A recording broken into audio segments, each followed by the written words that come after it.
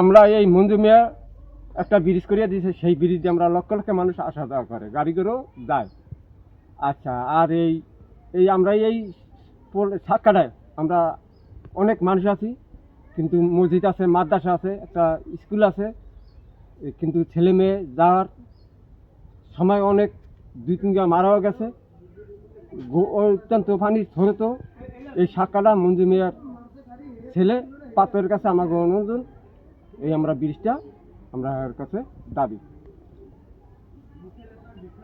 মানে এই সাক্কাটা বিশ্বতে 25 ফুট গভীরতা। এখান থেকে প্রাইমারি স্কুলে ছাত্ররা আসা যাওয়া করে এবং বিগত দিন অনেক ছাত্ররা এখান থেকে পড়ে গেছে, এবং মৃত্যুর মুখোমুখি হয়েছে। হওয়ার পরও বহুত লোক এখানে আসছে, আইসা এটারে দেখিয়া গেছে যে কাজটা হবে।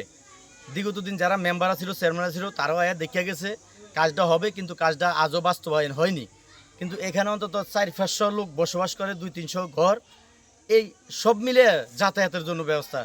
তবে বেশি সমস্যা হলো প্রাইমারি স্কুলে যে ছাত্ররা এরা আসা যাওয়ার জন্য, এগোর জন্য বেশি সমস্যাটা, কারণ ছোট ছোট বাচ্চা।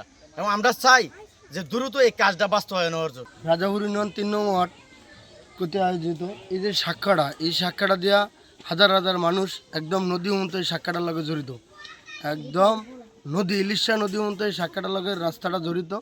হাজার হাজার লোকজন আসা যাওয়া করে এবং বাচ্চা, এখানে একটা প্রাইমারি স্কুল আছে, মাদ্রাসা আছে, হাজার হাজার লোক আসা যাওয়া করে। মানে এটা 25 থেকে 30 ফুট গভীরতা।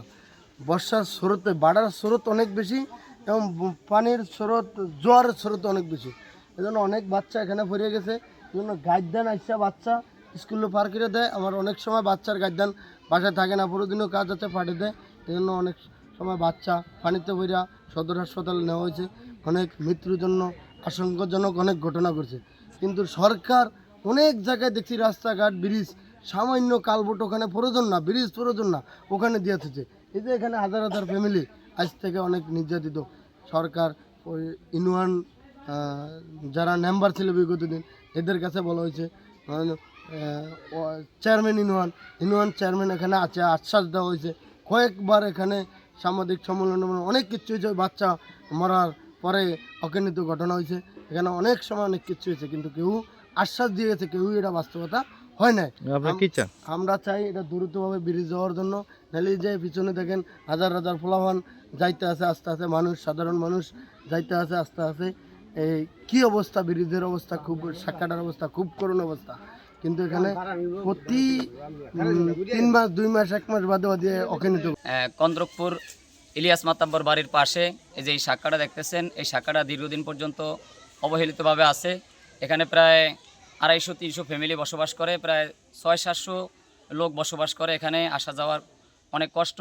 এখানে একটা স্কুল, প্রাইমারি স্কুল আছে, সরকারি প্রাইমারি স্কুল, এবং একটা নুরানি হাফিজিয়া মাদ্রাসা আছে, একটা মসজিদ আছে। মসজিদের মুসল্লিরাও আসা যাওয়া করতে অনেক কষ্ট হয়, বুড়া বৃদ্ধ মুসল্লিরা অনেক সময় পড়ে যায়।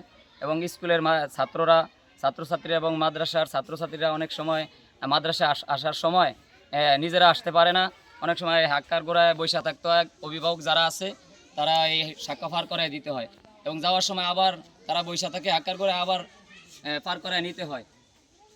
তো আমরা দাবি করতেছি যে প্রশাসকের কাছে, সরকারের কাছে, যাতে আমাদের এই দীর্ঘদিনের মানুষের দুর্ভোগ এটা যাতে দূর হয়।